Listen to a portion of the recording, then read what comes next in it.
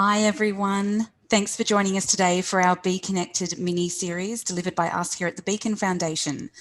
Firstly, we wish to acknowledge the traditional custodians of all the lands across this nation that we meet upon today. We wish to pay our deepest respects to all Aboriginal and Torres Strait Islander peoples, to their elders past, present and emerging, and I also wish to extend that respect to any First Nations peoples joining us today. So today we're joined by Todd, who is CEO of Brand Tasmania and an experienced storyteller. We will be talking to Todd about the power of creativity in our work and daily lives. So hi Todd, how are you going? I'm doing well, how are you? Good, thanks, good. A bit cold today, but we're okay. Now, I wanted to kick off with the questions, with the obvious one. So you grew up in a small town in Canada, hence the accent. So how did you become so creative and get into storytelling as a job? Well, as a job, it was more recent, but it all started, and I was thinking of this question, it all started when I was in 6th grade. My teacher gave us 30 minutes every Monday morning to write in our diaries, or we could write a story. And I'm not sure I knew how I knew what a story was. I didn't come from a house full of books and literature, but I wrote these stories. And I also didn't know what horror movies were, but I liked the idea of them. So I wrote these horror stories, these crazy stories. One example, I was just thinking about coming from a little town in Canada. Ice hockey is really important. And I lived near an ice hockey player named Wayne Gretzky, who was the best ice hockey player at the time. And there was a bad player on another team who would hit him with his stick. And so I had this story about how the bad man named Billy Smith went sort of nuts, and he escaped from an institution or something, and he went to a cabin where my family used to go called Skeleton Lake. And he went to Skeleton Lake, and Billy Smith found every one of my family members, and not only did he attack them, he ate them. I hid under the bed. I didn't want to have anything to do with this until I summoned the courage to go battle Billy the Smith. And so eventually I punched him in the stomach after a big battle, and he vomited up my family members, and somehow they were alive. This process unmurdered them in some way. And then we sort of danced over his body and they chanted my name. And this is the kind of story I wrote every Monday morning until the teacher one day called my parents in for a meeting and basically told them she was quite worried about me. And my parents, they were not prepared for this. They didn't know what to do. But instead of having me see a doctor or removing me from the class, they read the stories and kind of laughed. I heard them laughing after being really nervous. And they photocopied them and gave them to my family members that year for Christmas presents. And I really liked the moment when everyone opened their little box and read these crazy stories I'd written, how they laughed and sort of pointed at me as this strange and special boy. And I think from then on, it was an addiction. I really wanted to create something, and storytelling was my favorite medium, I suppose. That's amazing. I don't know whether to be horrified or amazed or in awe. I don't think I was doing that in year 6. That's fantastic. So what to you now you're an experienced storyteller, clearly. So what makes the foundations of a great story? Well, interestingly, they're not complicated. They're really simple. And you can go back to oral storytelling that First Nations people around here were doing for thousands and thousands of years. And then some people have done research into the kind of written stories that we can study. And those are thousands of years old too. The oldest story that humans ever told is called the Epic of Gilgamesh. It's actually not far away from the Billy Smith story I just told. It's sort of a David and Goliath battle of a flawed hero that has to kill the monster and then go back to his village as a better king than he used to be. And it's the same sort of story we see when we watch a James Bond movie today.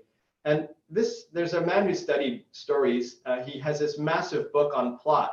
And he says there's only 6 or 7 kinds of stories human beings tell, which is really interesting. Our brains are wired for narrative. And if you can tap into it, it is something deeply human.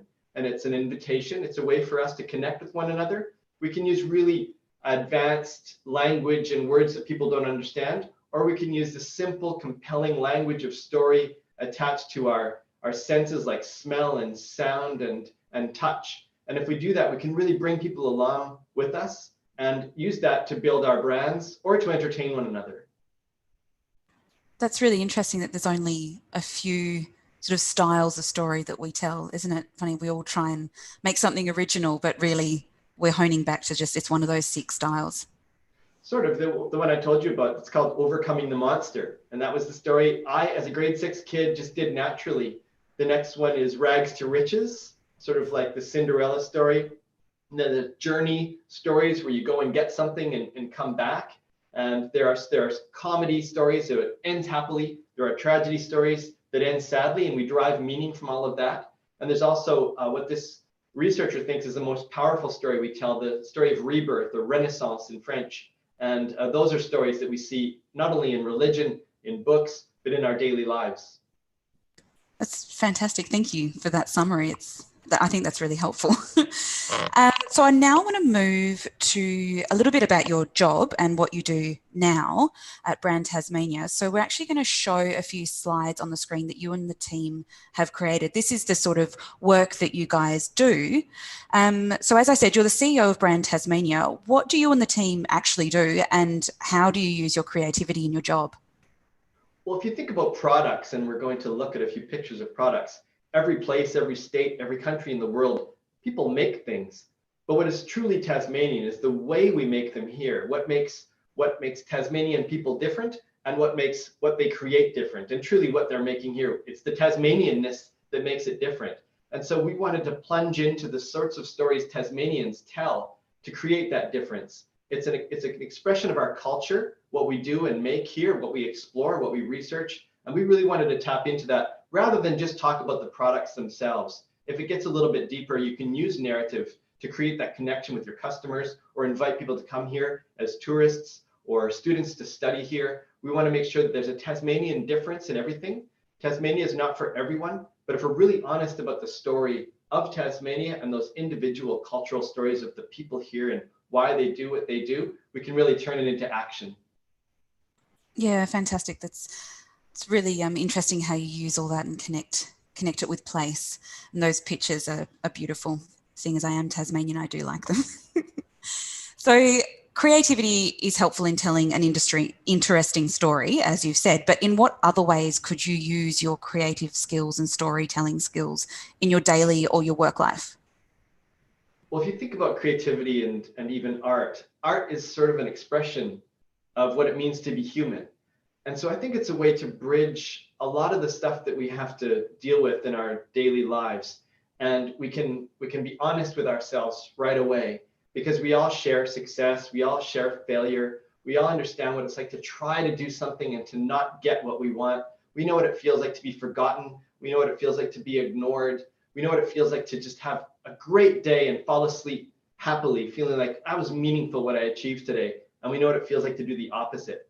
So I think if we remember that, no matter who we're communicating with, what we're communicating with another human being with feelings like ours, or if we're creating something, we want to create change through what we're creating. And if we invest creativity and storytelling and the why we're doing that into what we're creating, we can have that connection with our customers, with our clients, with our friends, with our teachers, whoever that might be. And so just remembering the humanness, the deep humanness of creativity, of art and expression allows us to bridge a lot of the mechanistic aspects of life. And when things seem overwhelming, just remember we're all people here, and we can make things really simple if we just use that language of story that we all share.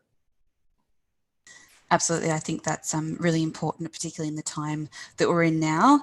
It's that common phrase of we're all in this together, as we hear so much over the media. So I think that's really nice to sort of bring that through. And I'm going to throw you a wild card here. Have you found that these skills have helped you in leading a team? So as a CEO, you're obviously the leader of a large team. Has that helped you?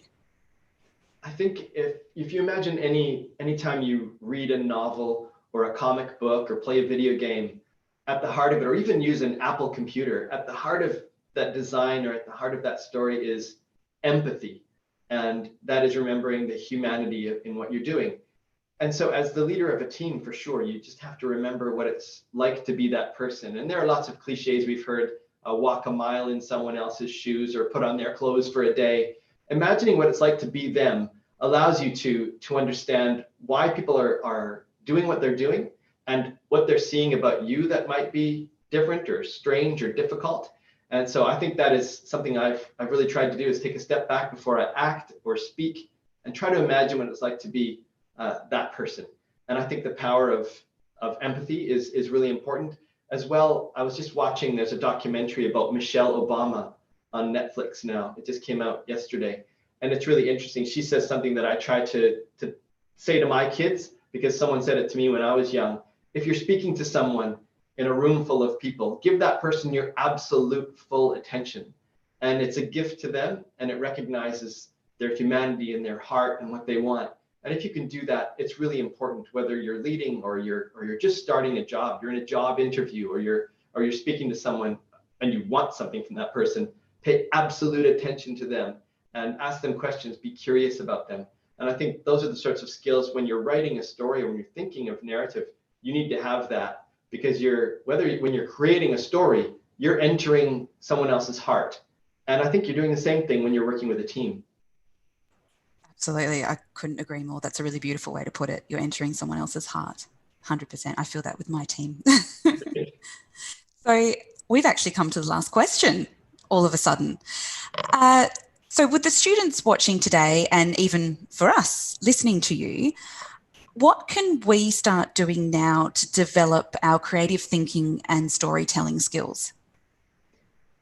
Well, like anything, it takes just practice. The great thing about storytelling is it's so deeply human. We all know how to do it.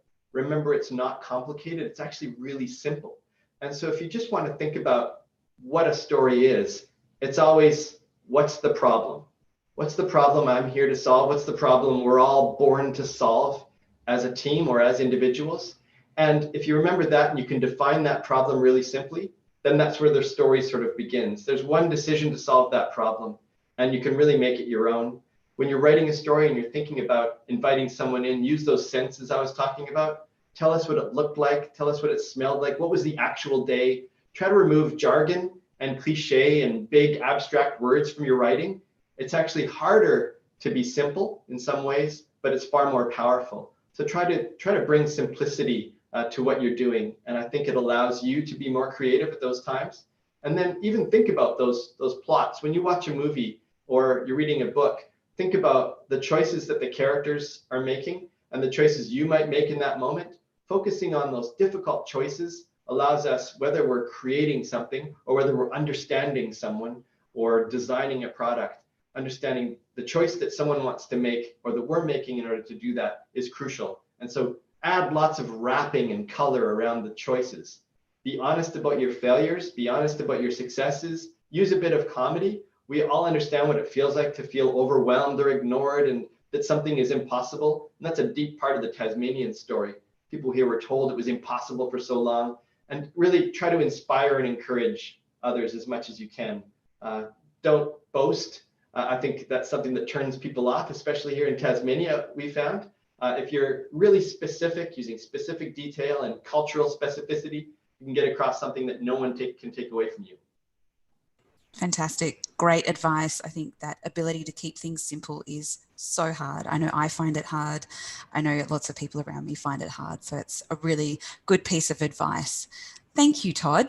That was fantastic. And that is it for today. That's all we've got time for, guys. So thank you again, Todd, for giving up your time and joining us today. And thank you to everyone who's tuning in today.